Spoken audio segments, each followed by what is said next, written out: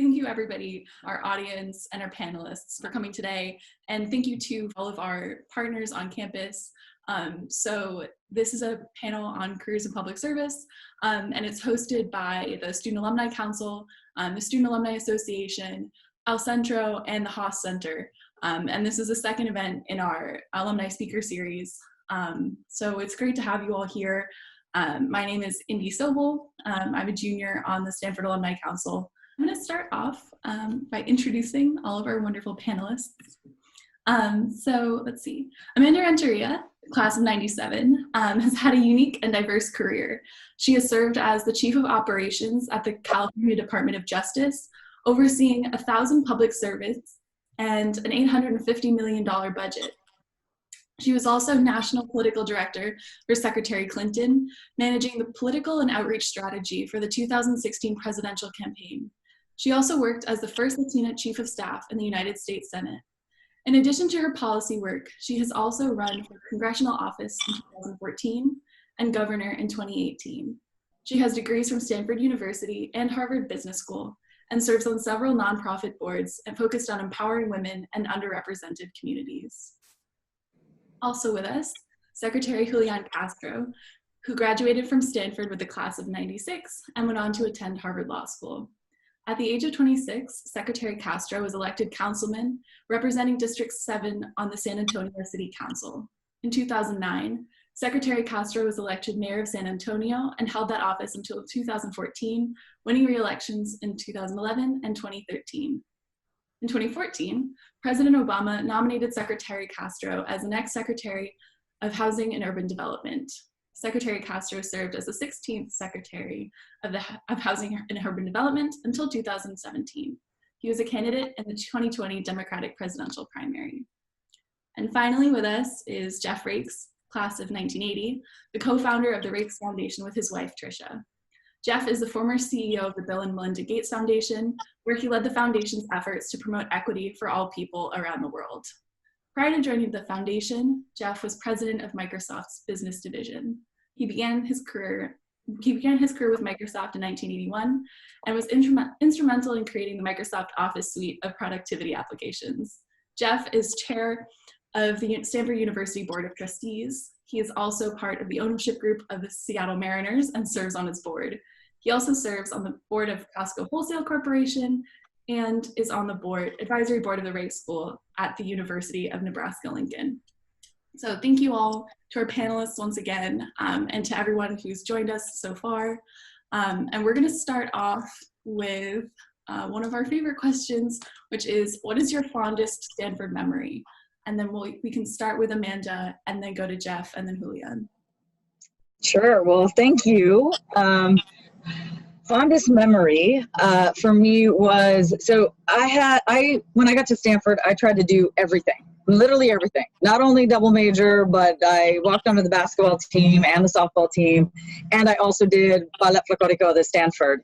And my fondest memory was when those worlds came together. So I was on the first team to ever play on Stanford softball stadium. That's now in place.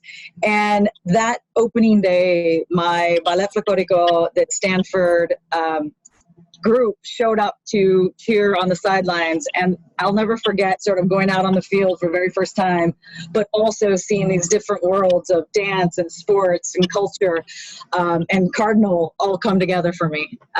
And the fresh cut grass has always stayed with me as well, just to put a nice bow on what that memory was like.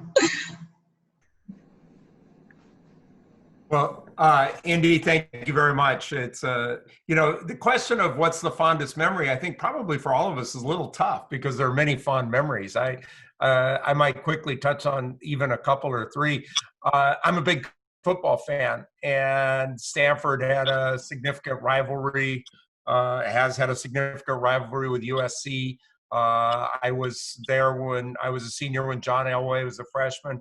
I remember that a group of students somehow procured, some might say stole, a skeleton of a horse and put a human skeleton on top of it and a dead rose in its teeth and a plastic Tommy Trojan helmet and carted around the stadium during the football game. I admired that prank. That was really something special.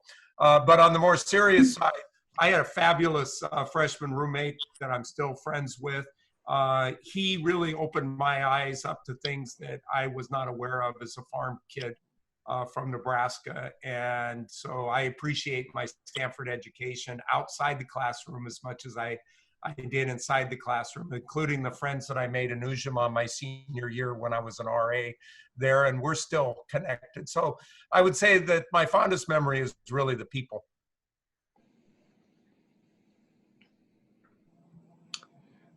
You know, I agree with both Jeff and Amanda that there are a lot of great memories. And also thank you to Indy, to Terrence, to Richard, to everybody who helped organize this call, everybody that's on it. I'll just mention two really quickly. It's hard to choose just one, but one that I think a lot of Stanford students share is that first day when you show up and the folks, the RAs and the RF from the dorm that you live in, like shout out your name and welcome you to the farm. And, you know, for me, for my brother Joaquin and I, we went together. That was the first time that we'd ever been there to Stanford. We'd never seen the campus. It was only the second time we'd been on an airplane when we flew out there to SFO. And we arrived that morning not knowing exactly what to expect, showed up, and that was a special moment because it was very welcoming and made us feel like we were going to be great. You know, we were going to be fine. And then the second one, because we're talking about public service today, was tying my brother for first place when we were juniors in 1995 in the ASSU Senate elections. They announced, you know, the results, and they announced me getting 811 votes, and then they announced Joaquin getting 811 votes also as tied for first place. And yeah, it was just a great moment, exciting to win, but also fitting because we're twins, and like I didn't beat him and he didn't beat me. And for those of y'all that are twins, or you have a very competitive relationship with your sibling, you'll know how that puts everything at ease. So it was kind of a perfect moment there to win, but also to tie. What a classic story. Well, thank you all. So kind of pivoting to talking about public service, how did each of you decide that you wanted to pursue a career in public service? And we can start with Jeff and then go to Julián and then Amanda. Well, it's a great question. I mean, in all, I guess as the significant elder this group, class of 1980, I'll start out by saying life is a journey, and it has twists and turns. And one of the things that I learned from my dad, who was a farmer, but trained as a chemical engineer, saved our family farm in the Depression, is that it's important to have a plan, but be open to opportunity. And I would say that that's something that really shaped my life. I grew up on a farm near a very small rural community in Nebraska where I went to high school. I went to Stanford because my dad said I should get a business degree instead of an agricultural degree. I got to Stanford. I found out that there was no undergraduate business. So then I needed to come up with a new plan. And I ended up in engineering economic systems with the idea that I was going to go work for the U.S. Department of Agriculture on agricultural policy. So you could say that as an undergraduate, I had a plan to enter public service, although I wouldn't say that it was because of public service. It was because I loved farming and agriculture, and I thought I could make a difference in that area. But, you know, as I said, there's twists and turns in the journey of life. And I bought a Apple computer to help my brother run our family farm. And the next thing is I was working for Apple Computer and then for Microsoft. Later, but throughout my life, I was always interested in public impact, social impact. And my wife and I feel like we won the Microsoft lottery. We were there. We were both there in 1981, 100 employees. I left when there were 92,000 employees, and there was obviously a lot of wealth that came along with that. And so our thing was, how were we going to put that back into society? We felt a responsibility to do that. And so that's why we formed our own foundation. And then when I worked for Bill and Steve at Microsoft, I wanted a new career. And I said to Bill, hey, I know a little bit about farming, and Gates Foundation is doing some work on African agriculture. If you want any help, I'd be glad to consult. And then 6 months later, I was the CEO of the Gates Foundation. So it wasn't like everything was really, clear as part of the plan. What was important is that maybe I had some ideas, but I was open up to opportunity, and that's what led me to amazing set of experiences that I'm grateful for. And they really started at at Stanford, where Stanford opened up eyes to the world in ways that my little community in Nebraska were not able to.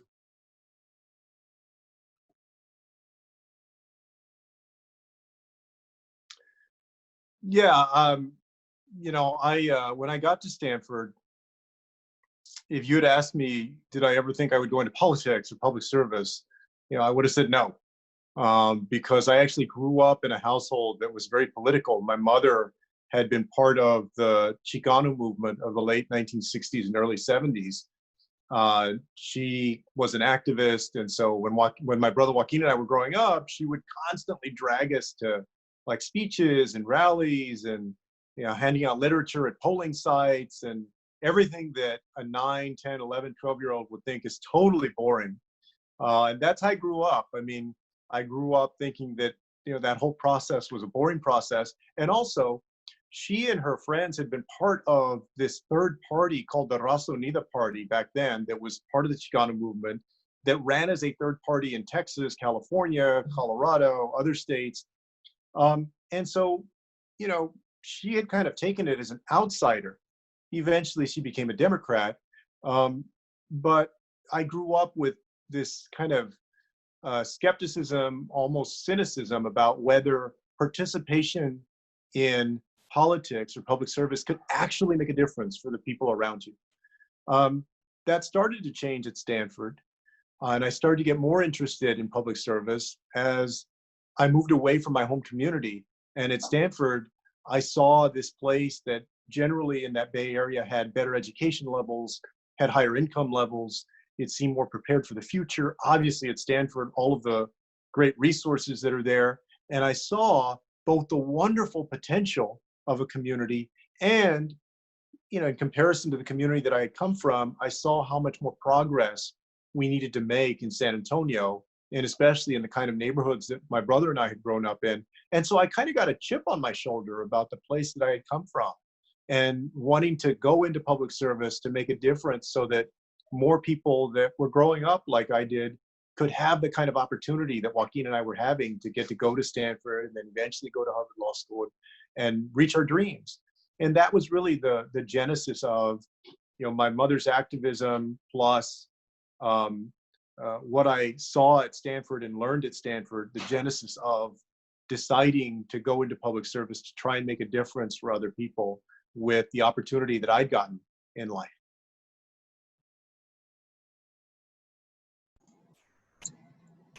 In some ways, Julián's story and mine are similar in the sense that I couldn't necessarily imagine going into public service. And it's only later that I saw it as making sense in my world. And a lot of that really comes from the fact that I grew up in one of our poorest counties across the country. My parents were former farm workers, and I was a lucky one in many ways to have been the first woman and the first Latino from my high school to ever go to Stanford. And it opened up my world in new ways that I never imagined. And right after that, right after graduating, I went to Goldman Sachs, and I was working, trying to learn how to be an adult, how to wear a suit, all these things that were so far from how I grew up. And I happened to be home for a basketball game, and my mom is talking to her comadre, and they're like, "Oh, what's your daughter doing? Remember she went to Stanford, and now what is she doing?" And my mom's description was, well, she works for this bank, and she's a bank teller, moving money back and forth. And there's nothing wrong with the work that I did. There's nothing wrong with any of those jobs in general. They're incredibly honorable. But what I heard in my mom's voice was, and really my mom's comadre's voice, which was, hey, we sent her there. What is she now doing? And it really struck me. And as I drove back to LA, I had this, what am I supposed to do in the world? And so it was at that moment of time at Goldman where it was either you're going to step up and go into their associate program, go to business school, or do something different. And for me, that was the moment where I said, I think I need to figure this out. I think I need to figure out what I'm supposed to do. And so I moved back home. There was an opening for a teacher, and I ended up teaching for a year. Fell absolutely in love with what I call my first public service job, back in my hometown, back at my old high school. And I really realized if there was a way to mix what I got to do in a classroom of empowering kids that grew up in the places that I did, mixing with the talent and resources and everything that you see in the financial industry, God, what a great place that would be, and what a wonderful impact I could make. And so I went to Harvard Business School with this idea that I was going to figure out what that was. And I landed out of Harvard Business School at the city of San Jose, and absolutely fell in love with working in in a small community that was trying to figure out community empowerment. And that's really where I found public service as a way to not simply, make a difference in the world, but make it at scale.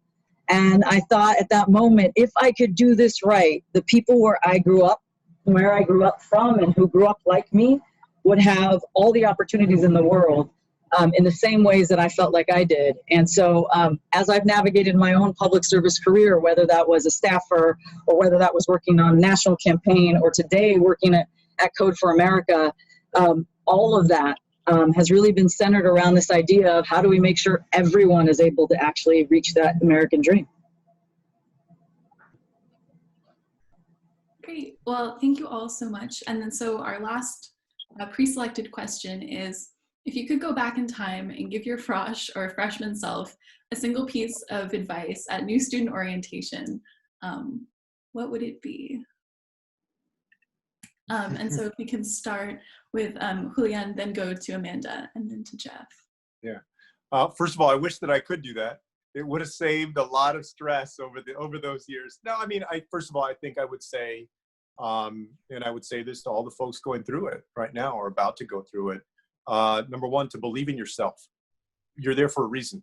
But a lot of folks, especially folks who, they come, whatever their background is, right? They're coming from an educational experience where you wonder whether you belong there, right? Maybe you're a first generation college student, or your parents went to college, but they didn't go to Stanford or Harvard or whatever. The fact that I would tell myself, the fact that you're there means that you have what it takes to succeed, and that you can do well, and to try and quell a lot of those worries that you have and that anxiety about succeeding. The other thing that I would say is to see as much of, the world as you can. If I could do it over, I would probably go and do some study abroad and just broaden my horizons during that time, because we all know, once you get into the working world, it's harder to do that. Just, the time to do that, it's more difficult. And then I'll give a practical thing, which is whether it's in written form or verbal form or in new media forms today, focus on being able to communicate as effectively as possible. People judge you by how you communicate. Learn how to write as well as you can. Learn how to present your point as well as you can. Learn how to effectively communicate and express yourself. And that will serve you well no matter where you go, no matter what you do, no matter what career you're in. So those are some things I would tell myself.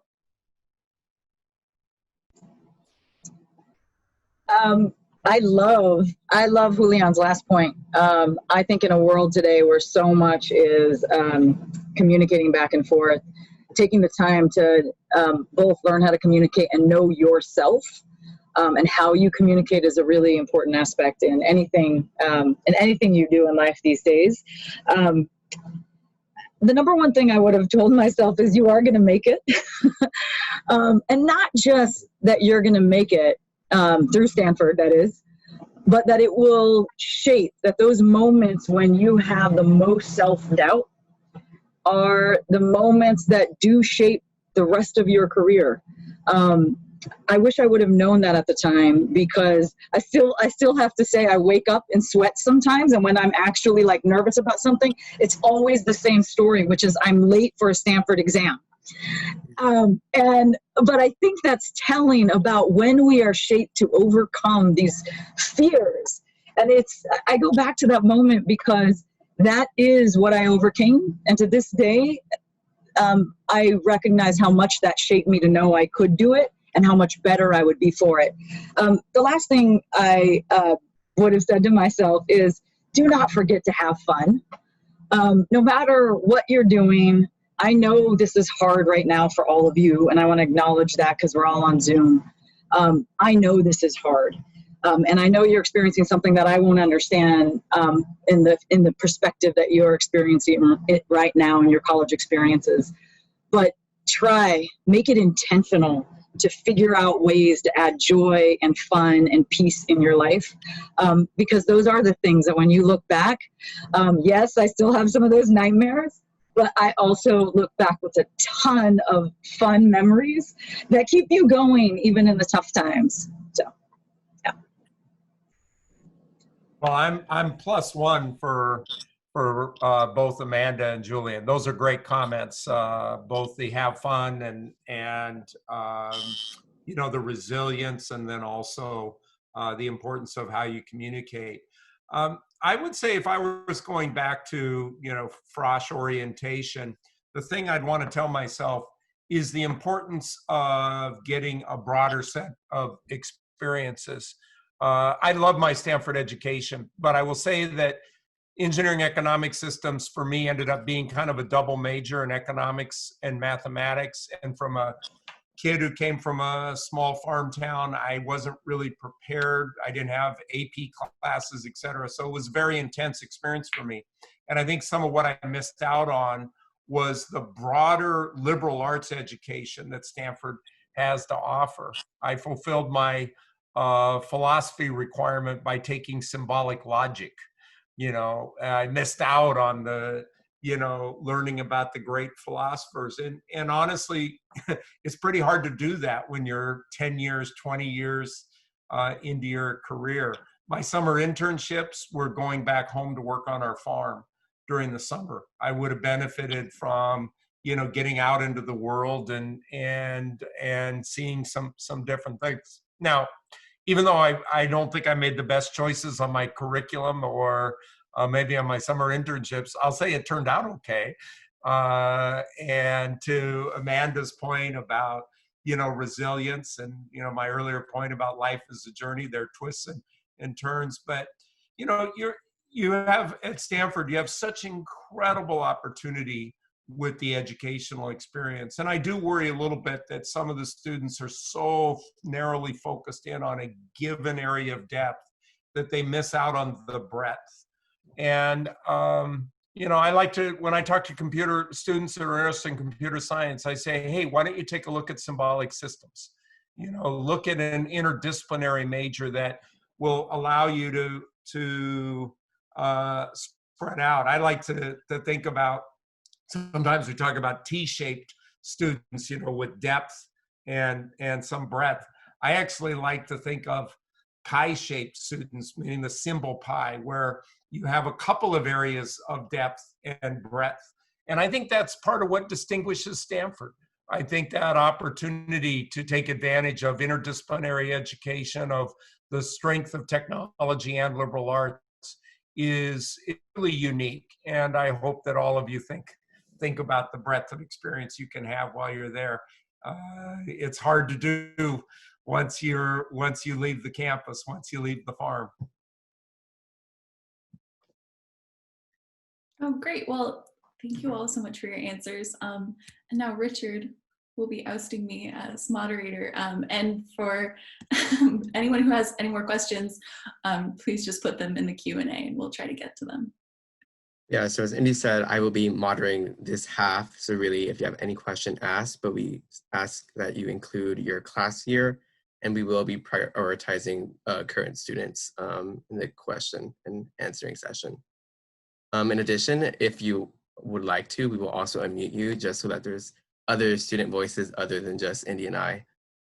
So I believe our first question is from Lily. And Terrence, if you're able to unmute Lily. Yeah. Hi, my name is Lily. I'm currently a junior studying international relations, actually taking this quarter off to help support my family. And it's so wonderful to hear from your insights. My question today is, how did you navigate peer pressure in the first few years outside of college? While your peers are, I'm assuming, doing many different things, some things that might have a clear direction, you know, more prestigious name. How did you stand your ground in those first few years? And I would love to hear insights on that. I'm happy to take it. I think for me, I actually got the most pressure when I when I graduated from Harvard Business School and was working at the city of San Jose, and my title was budget analyst. My salary was less than my salary coming out of undergrad. You know, I think it's an opportunity to educate people on what public service was about. In all fairness, I really learned not only in that process of people questioning what I was doing and why. Many of them thought I was pretty crazy. I learned about myself and about why it mattered, not only to answer that, but it actually made me prouder and prouder as the years went on, to talk about the fact that I had chosen a career dedicated to try and figure out how to serve others at scale. And over time, I've learned that that's also my opportunity to educate people on government services they might not know about. And one of the things that I think has been surprising to me over the course of my public service career is how little folks really know how government works, how our systems work. And I think the opportunity to engage people, not only in what government and public service does, but engage them in a vision about what it could be. And so I've welcomed the conversation, but there's no doubt in the early years when I was working at the city of San Jose, people didn't see the bigger picture of that. Of course, when I was working on a presidential campaign, life changes at that point. And I think some of it is just knowing this is a journey and taking people along with you when you can. I would just say, you know, from my experience, you have to go with what you're passionate about. It's true what they say, you know, it's the most common advice, but I think it's true that you have to find what you're passionate about and then have confidence in yourself and belief in that passion. So for me, that moment came when I got out of law school. You know, the flow of things in these law schools, my brother and I went to Harvard Law School, and folks who've gone to law school will know this, or your parents or your siblings did before. It generally, you know, a large number of the students go to big law firms, right, from those schools. And my brother and I did that when we got out. We came back to San Antonio and we ended up at the largest law firm in town at the time. But then I also ran for city council, which at the time hardly paid anything. It was basically a full-time responsibility that paid $1,040 a year. But a month or maybe a year after I got there, a conflict of interest developed where the law firm had a client that had a deal before the city council that I wanted to vote against, in the interest of protecting the city's water supply. We used an underground aquifer for our water. And it became very apparent to me I couldn't do both. I couldn't stay at that law firm and also stay an elected city council member, because that kind of conflict would keep coming up. I had to make a choice. And, you know, I took a leap of faith and I ended up resigning from the law firm so that I would be able to vote against that deal and, you know, go on and be in public service and try and figure out the law part of it. Eventually, my brother and I and one other guy had our own small little law firm. So I still practiced law, but you know, my passion was with public service. My energy and effort were mostly with public service. I knew that I was not going to spend my life doing billable hours and doing insurance defense cases and so forth. You know, I wasn't going to dedicate myself to that. I couldn't put the kind of effort into that I could into public service. So follow your passion, and you know, let the voices. Obviously, you listen to voices of people that you trust because they love you, they care about you, they want the best for you.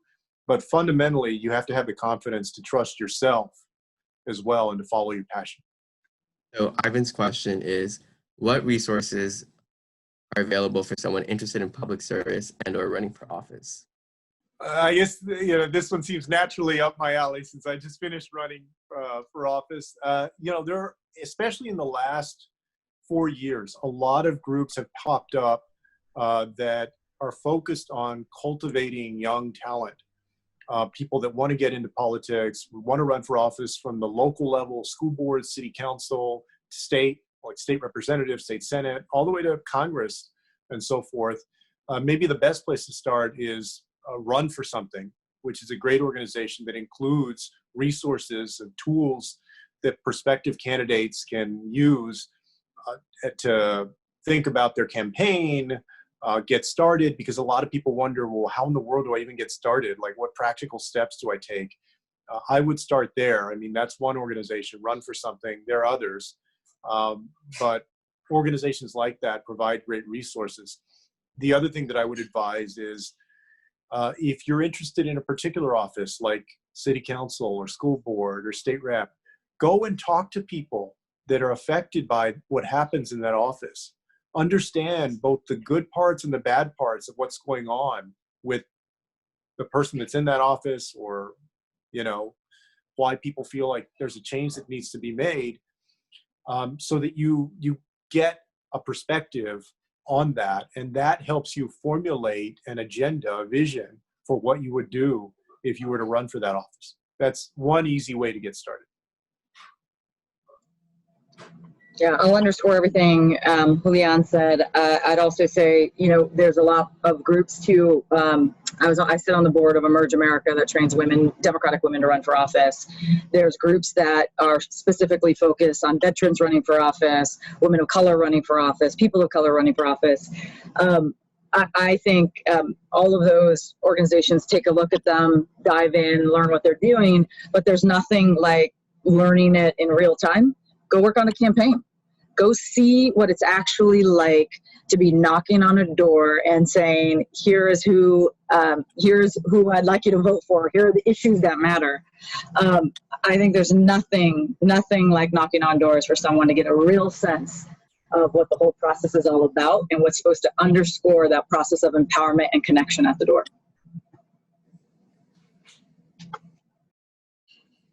All right, this next question, I think we'll start with Jeff first. So it's from Angela.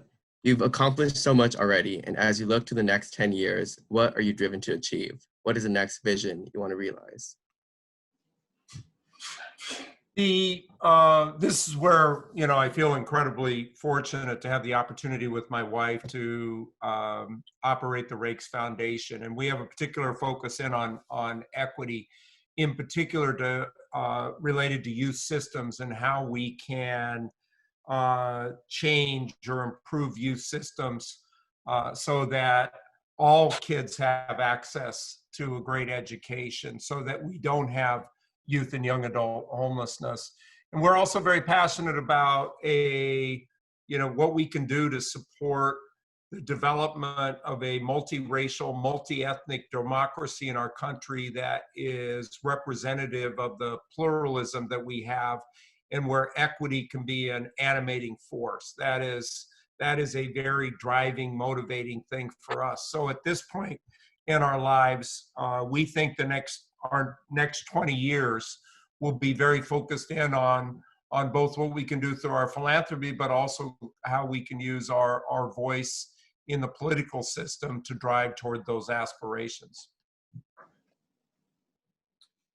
Well, I want to give a shout out to Jeff and to the Raikes Foundation. When I was HUD secretary, we had the opportunity to get together with a focus on ending youth homelessness in our country. They're doing fantastic work.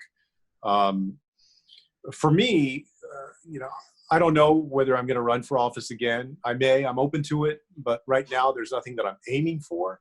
But what I do know is that I'm going to continue to work toward making the vision that we articulated in the campaign of an America where everyone counts, where we ensure that the most vulnerable Americans, people who are often forgotten, who are left behind, can also prosper in our country. I think that that's more resonant than it ever has been with what we're all going through with COVID-19.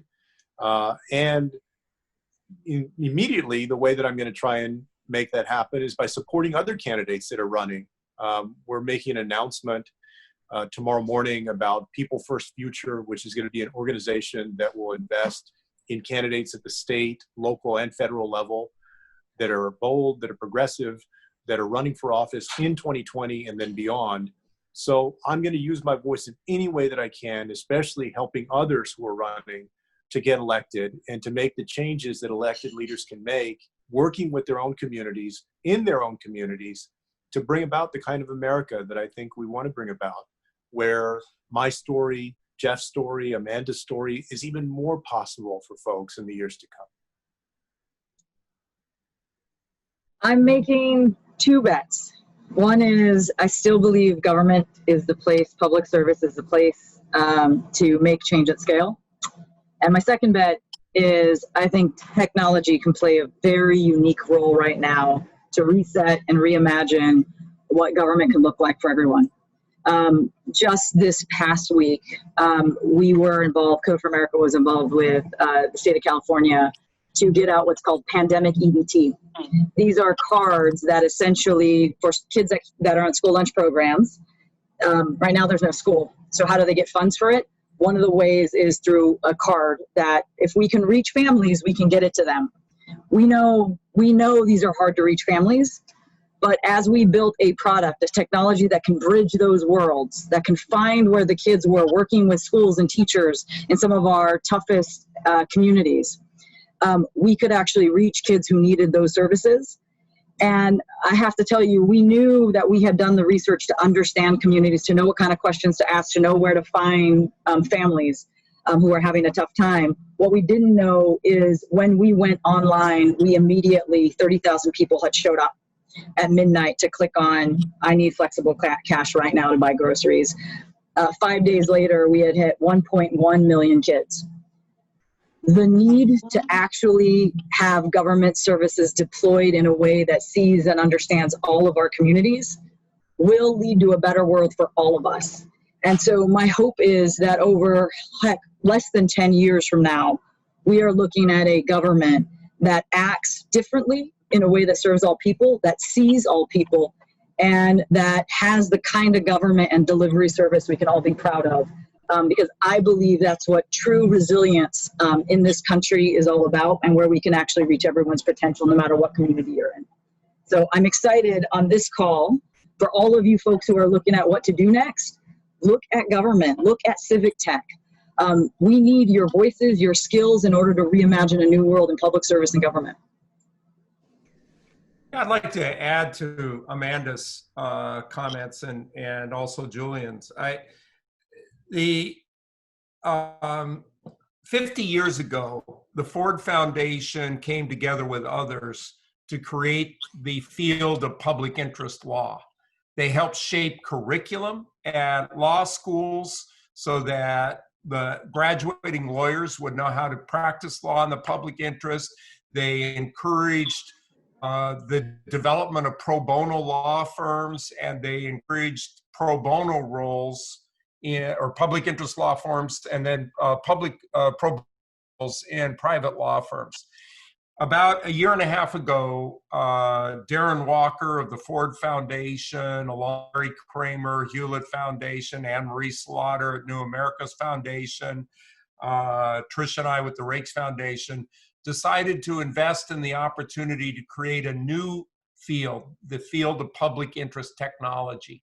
How we as technologists can actually think about both shaping people's careers. And so we're working with Stanford and other universities on public interest technology curriculum, but also how that can lead to careers on Capitol Hill, where as a technologist, you can help shape the use of technology in equitable ways. It can lead to delivery channels. Trish and I have created an entity in Seattle called Giving Tech Labs, which is an innovation hub for coming up with scalable solutions from the tech world, leveraging the cloud and artificial intelligence in order to reshape the support for nonprofits and governments. And so I'm actually quite excited about what we're going to see in the next 5 to 10 years as we develop this field of public interest technology. One of the students, Marty, asked the question. And so what I would say to you, Marty, is this is a great opportunity to learn about the field and what we can collectively do to use technology for good. All right, our next question is coming actually from a former TA I had in a public policy class. But Paul, if you can unmute yourself. Hi everyone, my name is Paul. I'm a master's student about to graduate in June, and I graduated from my undergrad this past year. Thank you all so much for joining the call with us. My question has to do with the theme of resilience. What's one failing moment in your life that has helped mold you into who you are today?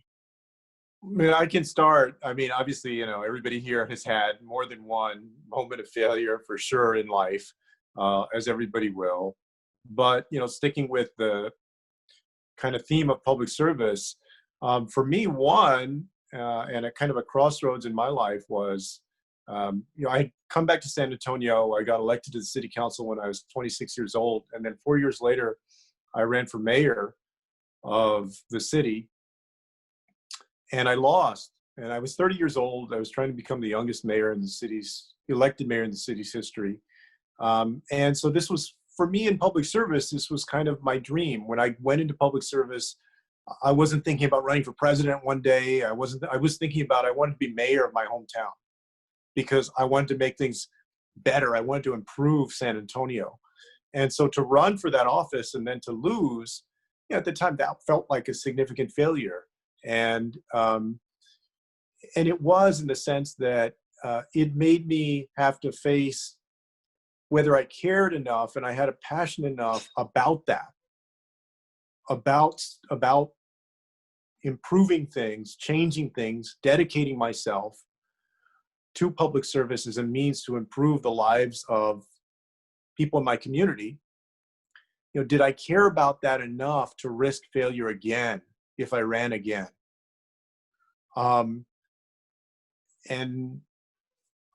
You know, I at that point, I decided to go immediately into just practicing law, but 4 years later, I ran again for mayor and I won and I became mayor of San Antonio. But I always remember that lesson is that you do learn more from failure than you do from success. I think that's true, what people say. And also in those moments of failure, it's like a gut check oftentimes. And you have to decide, do you care about something enough? Do you really want it enough? Are you dedicated to it enough to risk the failure, embarrassment, whatever you want to call it? And for those of y'all that are thinking about going into politics, you know, I will say there's something qualitatively different about failure in politics because it's very public. It's not a private failure. It is your community, whether that's a national community, a local community, telling you that, you know, rejecting you in a sense, saying, no, we want somebody else. So it's a very particular kind of failure. But I think what it shares with other types of failure is that it makes you smarter. I think it does make you wiser. And it makes you do that gut check of where your passion is. And, you know, fortunately for me, I decided to stick with it. And like a lot of folks who give something a second try or a third try, and you know, there's nowhere that people know that better than there in Silicon Valley. You know, I was able to have success on my second try. Yeah, I'd like to plus one on Julian's comments. There's a great Stanford professor named Carol Dweck, D-W-E-C-K. Her research is, she's a psychology professor who really understands concepts of fixed mindset versus growth mindset. Is a Stanford freshman coming from Nebraska, not well prepared for Stanford. I didn't know how to study. I was I failed my first engineering calculus midterm. I didn't think I was as smart as the other kids at Stanford, and I was ready to drop out and head back to Nebraska. I went to see the professor, Peter Winkler. He said, Jeff, you have to understand, 2/3 of the kids here had calculus in high school, 1/3 had a full year. I was stunned. I had taken advanced math in my high school, that was trigonometry. And he said, you got to learn how to study, and the other kids get complacent. So if you learn how to do these, study and do these things, then you'll be okay. And I got a 92 on the next midterm, and the median was 67. That saved my Stanford career. In some respects, it actually probably changed my life, because if I had dropped out of Stanford feeling like I was a failure, I never would have had the opportunities that I've had in my life. So the most important thing, and Julián did a great job of emphasizing this, the most important thing is for you to have a growth mindset. Don't think that your intelligence, don't think your ability is innately determined and that you don't have control over it. Think of your brain as a muscle where with the right, exercise program, you'll get stronger. Carol Dweck teaches you that mistakes are a learning opportunity. And that is the key thing that you have to carry through in life. So for me, it was, we had just, this is running for Congress in 2013. We had just won the primary. We were, I could say, halfway through getting to the general election. And my poll numbers come back. And it's clear there's no way in heck we're going to win in 2014 in the general. At that point, we had raised $750 million, which is a lot for a Central Valley race at that period of time. And I remember feeling just awful because I had people believe that we could change leadership in the Central Valley where I grew up. And we had had a major campaign that had never been seen in the Central Valley, or at least not a major modern national campaign campaign that we had ever seen in the Valley. We had 5 different secretaries come in the state. It was a big deal. And all of a sudden I get pretty much in black and white, I got an F, right? Here it comes. And I remember the pollster saying, I was like, so is there any way we can manipulate? And he's like, no, you're going to lose. And for some reason, hearing those words, I remember just feeling completely lost at that very moment. Like everything I had worked for, and I'd worked harder than the other guy, and had all these notions about what it takes. But as I sat there and kind of looked back and looked out, and I still remember looking out on the fields that my parents had grown up in the fields of, and I looked at it and I went, yes, I'm going to lose that, but can I somehow redefine what we're going to win then?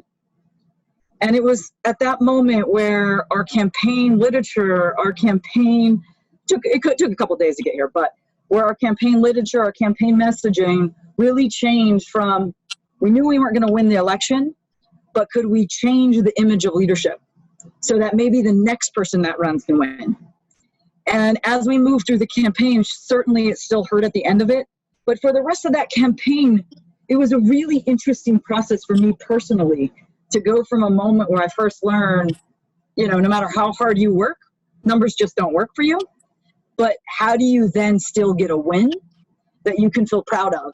And I have to say, even when I lost in that general election, I wasn't proud of that. But as I look back on it, and now things have started to change in the Valley, I'm really proud that in that moment we were able to turn it so that maybe we could make that next run a little bit better for whomever it was.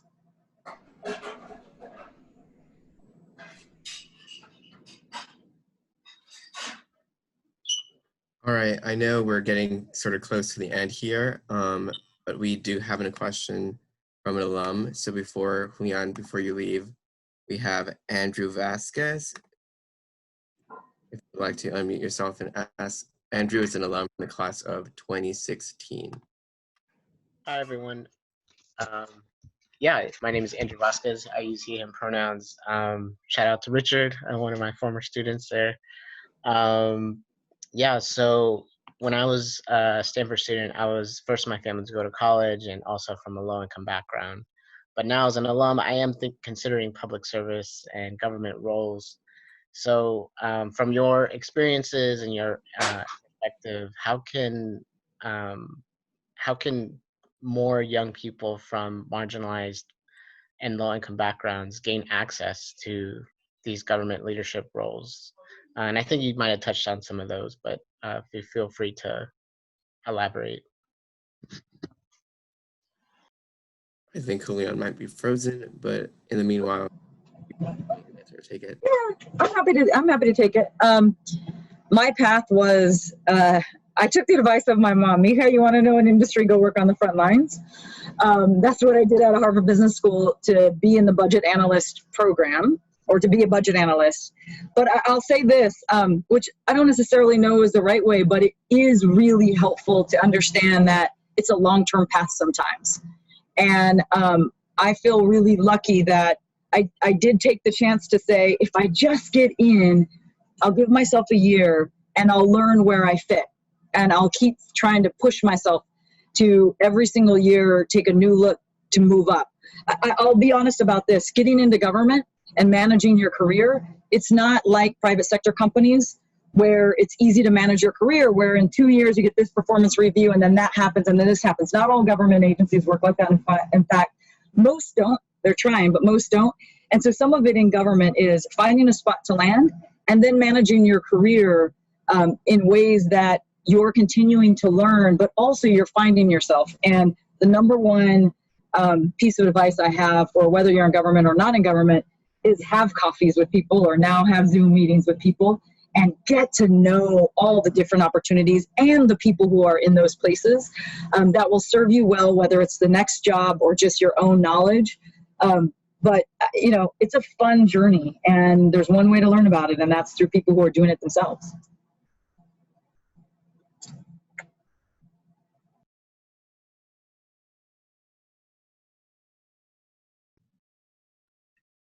All right, Jeff, would you like to add anything? If not, we could start sort of wrapping up our event. Oh, I thought Amanda's answer was absolutely right. You want to get engaged, you want to build a network, and there's nothing better than kind of jumping in and getting on lines. And I would broaden it beyond government leadership, just to say, some advice from one of my former mentors, Bill Gates. He would encourage, if there's an area that you're passionate about, even if right now it's not what can be the center of your life, make sure that you spend 1 or 2 hours every week reading and learning about that issue. And then that will actually build your knowledge base for connecting with other people who share that interest and that passion. And over time, you're building an asset base that will allow you to make the jump into something that you're passionate about, whether it's government leadership or some other element of public service. So thank you.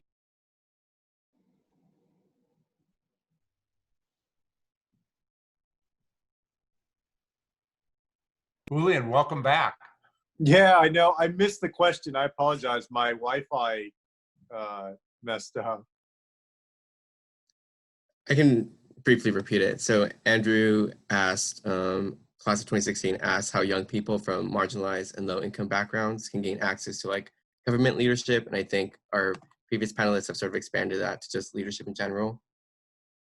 Yeah, and I think that Amanda had a very good point when we're talking about public service, for instance, volunteering on campaigns, or you can follow that model no matter what sector you're talking about. I would go and look for people who have a background like you, that might have basically be looking to ensure that others who grew up like they did could succeed. And what I have found is, whether it's in politics or business, law, whatever the sector, that that you'll have those folks that are out there willing to extend a hand and provide an internship.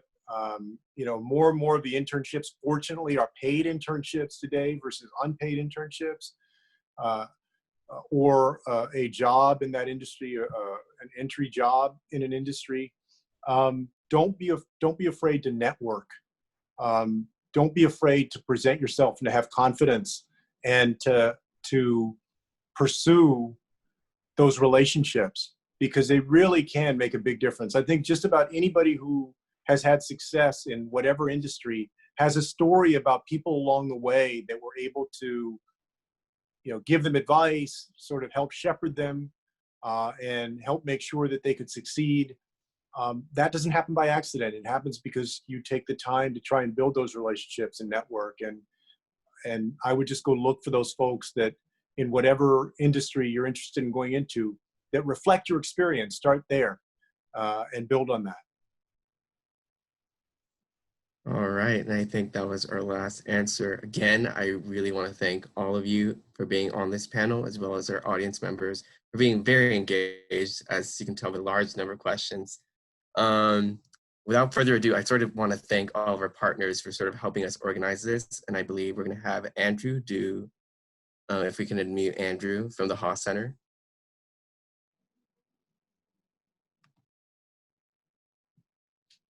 Hi, this is Andrew Epifanio. I work at the Haas Center for Public Service as a public service career coach.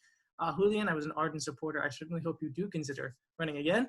And as the three of them were mentioning, there are a variety of resources available to folks who are interested in public service careers, whether that's working in government, working in policy and politics, working in philanthropy, a variety of other fields, nonprofit. There are resources available.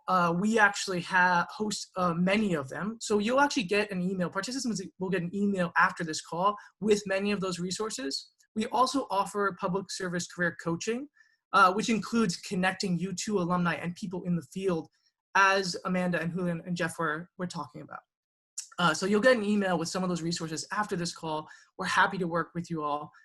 We primarily focus on current students, but we're also available to alumni based on availability.